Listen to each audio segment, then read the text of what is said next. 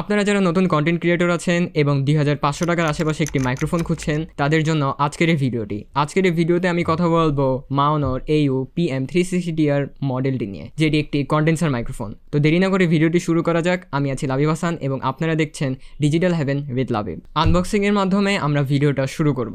Unboxing এর পূর্বে বাক্সটির একটি কুইক ওভারভিউ নিয়ে নিব। বাক্সটির পিছনে এটির ফিচার্স এবং ডিসক্রিপশন দেওয়া রয়েছে। তাছাড়া এটির পিছনে আপনারা পোলার প্যাটার্ন এবং ফ্রিকোয়েন্সি রেসপন্স দেখতে পারবেন। এটির সামনের উপরের সাইডে একটি অথেন্টিসিটি দেওয়া রয়েছে, যেটি কিউআর কোড স্ক্যান করে আপনারা দেখতে পারবেন আপনাদের মাইক্রোফোনটি অরিজিনাল কিনা। এখন চলে যাব আমরা মাইক্রোফোনটির আনবক্সিং প্রসেসে। বাক্সটি খুলে শুরুতে পেয়ে গেলাম একটি ইউজার ম্যানুয়াল।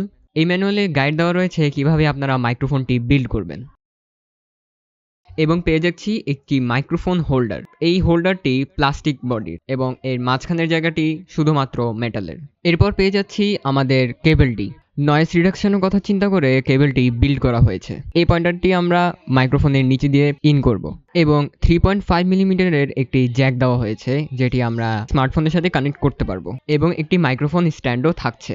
এক হিসাবে বলা যায় এটি একটি রেডি টু গো মাইক্রোফোন। এই স্ট্যান্ডের নিচের সাইডে হালকা করে রাবার লাগানো আছে, কিন্তু এটি ভালো মতো কাজ করে না। সাথে থাকছে একটি নয়েজ রিডিউসার ফোম প্যাড। এর সাথে আমরা আরেকটি জ্যাক পেয়ে যাব, যেটি আমাদের কানেক্ট করতে সাহায্য করবে। এর একটি জ্যাক হচ্ছে মাইক্রোফোনের সাথে, আরেকটি জ্যাক হচ্ছে হেডফোনের সাথে, যেটি দিয়ে আপনারা আউটপুট পাবেন। এবং সবশেষে পেয়ে যাচ্ছি আমাদের মাইক্রোফোনটির ফার্স্ট হ্যান্ড একটু ভালোই লাগছিল এবং একটু লাইট ওয়েটও মনে হচ্ছিল। তাছাড়া এটির বিল্ড কোয়ালিটি হচ্ছে পুরোটাই প্লাস্টিকের, কিন্তু এর ভিতরের সাইডটি হচ্ছে মেটালের এবং এর নিচের সাইড দিয়ে ইনপুট পয়েন্ট রয়েছে। এখন আমরা এটির বিল্ডিং প্রসেসে চলে যাব। ফার্স্ট স্টেপে আমরা হোল্ডারটিকে এটির সাথে অ্যাটাচ করব। অ্যাটাচ প্রসেসটা কমপ্লিট হয়ে গেলে এবার আমরা মাইক্রোফোনটিকে এভাবে প্লেস করে দেব। আপনারা এখানে একটি লকার দেখতে পাবেন। এই লকারের মধ্যে দিয়ে আমরা এই জ্যাকটিকে ইন করব। এক্ষেত্রে খুব বেশি একটা হার্ড প্রেস করা লাগবে না। এখন আপনারা আমার যে ভয়েসটি শুনতে পাচ্ছেন এটি মাওনোর মাইক্রোফোনটি দিয়ে শুনতে পাচ্ছেন। এটি দিয়ে কোনো ধরনের এডিটিং করা হয়নি, এটি একদম র অডিও। এখন আপনারা আমার যে ভয়েসটি শুনতে পাচ্ছেন এটি একটি এডিটেড পার্ট। এটি আমি অ্যাডোবি প্রিমিয়ার প্রো এর মাধ্যমে এডিট করেছি। এই প্রোডাক্টটি তাদের জন্য বেস্ট হবে যারা ইনডোরে বিভিন্ন প্রোডাক্ট রিভিউ করেন। আপনার যদি আমার ওপিনিয়ন লাগে তাহলে আমি বলবো এই মাইক্রোফোনটি যারা পডকাস্টে ব্যবহার করবেন অথবা আপনারা যারা বিরল দিয়ে ভিডিও রিভিউ করবেন বা কোনো প্রোডাক্ট রিভিউ করবেন তাদের জন্য এটা বেটার হবে। কিন্তু যারা হাতে প্রোডাক্ট নিয়ে বা একটু বেশি লড়াচড়া করেন তাদের জন্য এই মাইক্রোফোনটি বেস্ট চয়েস নাও হতে পারে।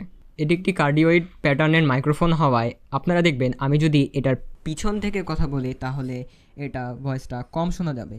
অর্থাৎ এই মাইক্রোফোনের একটি নির্দিষ্ট রেঞ্জ আছে, যে রেঞ্জের মধ্যে আপনার ভয়েসটি এটি রেকর্ড করবে।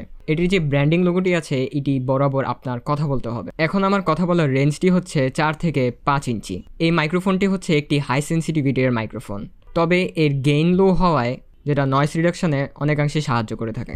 আপনারা যে জায়গায় ভয়েসটি রেকর্ড করবেন সেই জায়গা যদি একটু নয়েজি হয় তাহলে আপনারা এই নয়েজ রিডাকশনটা ইউজ করতে পারবেন। এই মাইক্রোফোনের স্পেসিফিকেশন নিয়ে কথা বললে আপনারা এটি পিসি, মোবাইল, ল্যাপটপ এমনকি সাউন্ড কার্ডেও ব্যবহার করতে পারবেন।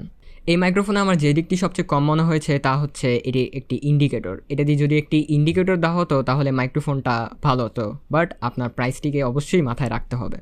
তো ওভারঅল এই ছিল আজকের ভিডিওতে এই মাইক্রোফোনটি নিয়ে।